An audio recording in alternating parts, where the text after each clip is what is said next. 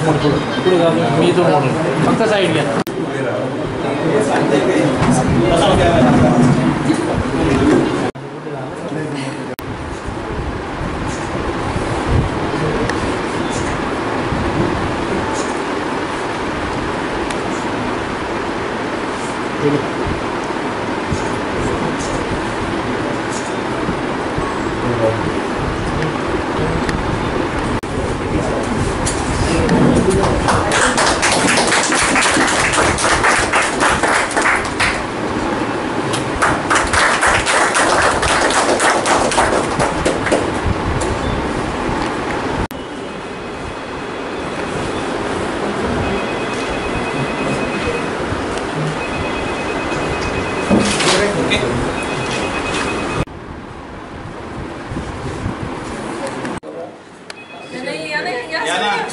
अरे तुम्ही सगळ्यांनी आणि चांगली केली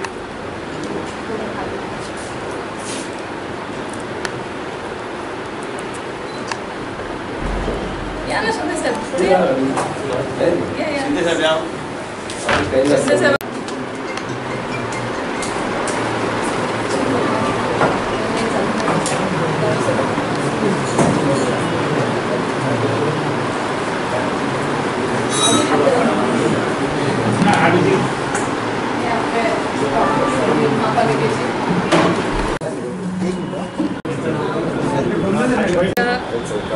सन 2016-17च्या करवसुलीमध्ये जास्तीत जास्त उच्चांक गाठल्याबद्दल आपल्याला माननीय मुख्यमंत्री देवेंद्रजी फडणवीस सर यांच्या हस्ते हे सन्मानपत्र धुळे महानगरपालिकेला मिळालेलं आहे।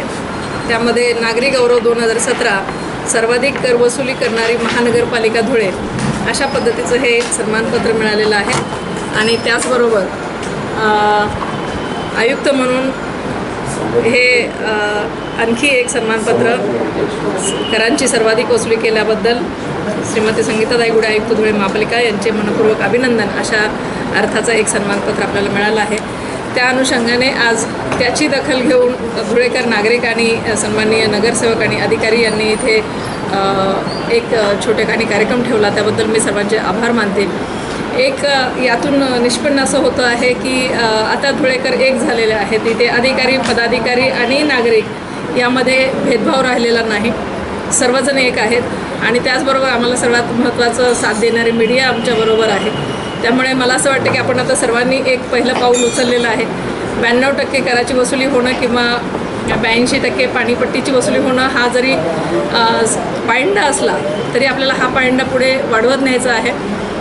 टॅक्स हा जास्तीत जास्त लागला पाहिजे अजून, म्हणजे सर्वच प्रॉपर्टीजना टॅक्स लागून आपली प्रॉपर्टी जी डिमांड आहे ती वाढली पाहिजे, ह्यासाठी आपण आता पुढे प्रयत्न केले पाहिजेत। आणि त्याच अनुषंगाने नागरिकांना कशा जास्तीत जास्त सुविधा देता येतील यासाठी आपल्याला आता पुढे प्रयत्न करायचे आहेत। जे काही मागचं कर्ज आहे ते फेडून पुढे जायचं आहे। त्यासाठी काल मी एक मंत्रालयात पुन्हा मीटिंग घेतली आहे आणि त्या मीटिंगमध्ये कर्ज माफीसाठी पुन्हा एकदा प्रस्ताव सादर केलेला आहे। परंतु ते होईल तेव्हा होईल, परंतु आपण आपल्या पायावर तात्काळ उभं राहणं हा एक महत्त्वाचा भाग होता। म्हणून आपली जी वसुली झालेली आहे, आपण नोटबंदीच्या काळातसुद्धा 15 दिवसात 15 कोटी वसूल केले होते आणि आजही आता आपल्याला जवळजवळ 43 ते 45 कोटीपर्यंत वसुली सर्व मिळून झालेली आहे। परंतु मागील देणी पाहता ही वसुली फारच कमी आहे आणि मागचं देणं जर एकदा धुळे महानगरपालिकेच्या कर्तव्यदक्ष कृतिशील आणि या धुळे शहराला प्रगतिशील दिशा देणाऱ्या ज्या संगीता दायगुडे मॅडम यांचा सत्कार शिव फाउंडेशनच्या वतीने आयोजित करण्यात आला आहे।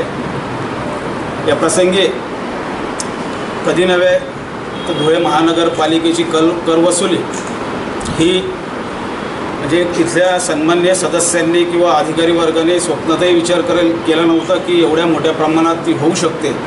परंतु अधिकाऱ्यांनी जर कधी ठरवलं खऱ्या अर्थाने की संस्था कशी मोठी करायची आणि आपली जबाबदारी आपलं कर्तव्य काय, तर ते संगीता दायगुडे मॅडमांनी आपल्या महानगरपालिकेतले अधिकारी उपायुक्त रवींद्र जाधव साहेब, कैलास शिंदे साहेब, गुले रावसाहेब, कदम साहेब, डोरे साहेब असतील, वाघ साहेब असतील, या सर्व टीमला हे अष्टप्रधान मंडळ बरोबर घेऊन संपूर्ण धुळे शहरातल्या थकबाकीदारांची लिस्ट काढून आणि ती वेळेत 31 मार्चपर्यंत ती थकबाकी तब्बल 92% पुढेही नेली.